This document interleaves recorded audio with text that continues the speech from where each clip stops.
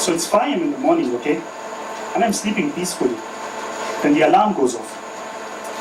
So I turn over, switch off the alarm, and do what everybody else does. I go back to sleep. Then out of guilt, I get up. As soon as my feet touch the ground, I'm alert. I have just one gut feeling. I need to go to the toilet immediately. The pressure is immense. I sit. Dup, dup, dup. Feels nice. Everybody agrees. The problem is, nobody gives a shit about the shit, because it is literally the shit, right? Especially, nobody cares about the gut bacteria. But if you put together all the gut bacteria and you compare it to the weight of the brain, astonishingly, the weight is the same. Now, my mom tells me that I don't use my brain very often, just like everybody's mom. So, it's not surprising that nobody cares about the gut bacteria. However, what is interesting is that the gut bacteria can influence the brain and the behavior. So if you transfer the bacteria of a young rat into an old rat, this old bugger starts behaving like a young rat. More interestingly is my research, because it is my research. I have shown that in my research, rats who get addicted to alcohol have a different bacterial profile as compared to rats who do not. But then let's talk about some human research. Depressed patients have a different bacterial profile as compared to non-depressed patients. If you transfer a particular bacteria in children with autism, it not only improves their gut symptoms, but also improves their behavioral symptoms. So the question is, how do the bacteria, which are so far away from the brain, they're here, influence the activity of the brain? So bacteria are nothing but these factories. You see, they produce multiple chemicals like serotonin and dopamine and lactic acids and fatty acids, which can enter the blood, reach the brain, and possibly influence its activity. Also, there is this nerve which connects most part of the gut to the brain, and it's called the vagus nerve. It is said that the bacteria can transmit information to the brain through this nerve, and if you cut this nerve, the influence of the bacteria on the behavior goes down. So technically, what happens in Vegas stays in Vegas. So let's face the facts. We live in a microbial world. There are 100 trillion microorganisms in the entire human body. If you put all the genes in this handsome young man, so that's me, 99% of the genes do not belong to me. It's crazy to know this. I am genetically 99% microbial. So the next time you all go to the toilet tomorrow in the morning and take a dump, think, maybe you all are becoming a little bit more human. Thank you.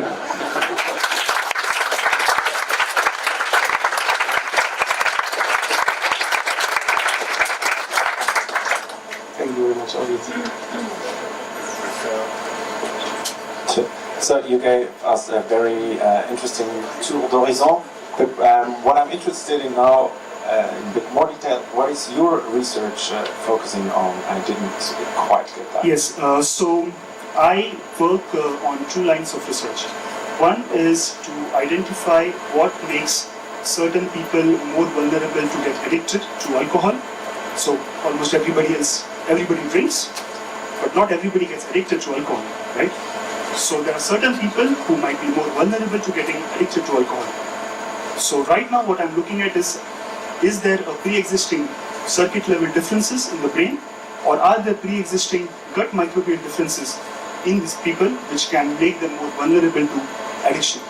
Another research which I'm doing is stress in adolescent individuals, adolescent rats per se, because I work with rodents.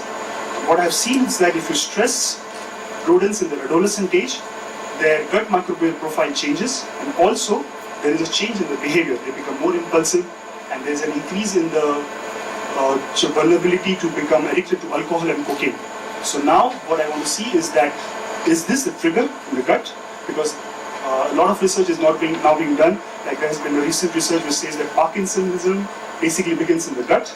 So this is my current line of research. Thank you.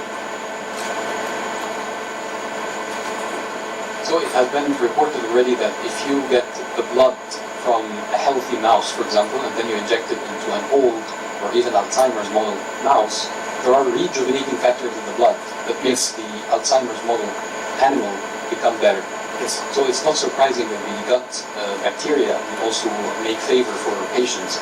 So other than the autism that you mentioned, did they try it in other disorders or not? So today there was a paper released in Nature which showed that certain bacteria which can metabolize tryptophan, they can actually improve the brain markers of multiple sclerosis. So there's a lot of research that is now going on towards neurodegenerative disorders, and it all makes sense because bacteria have been here before we were here, and possibly they will be here after we will be gone. So they allow us to exist. So there's a very coexisting relationship. So there will be certain factors that will definitely enter the blood, and these factors might be the factors that we talked about, which can, if you transfer the blood from young mouse to an old mouse. Do you know how long does it take in order to become beneficial, the transplant? Sorry? Do you know how long does it take in order to become beneficial?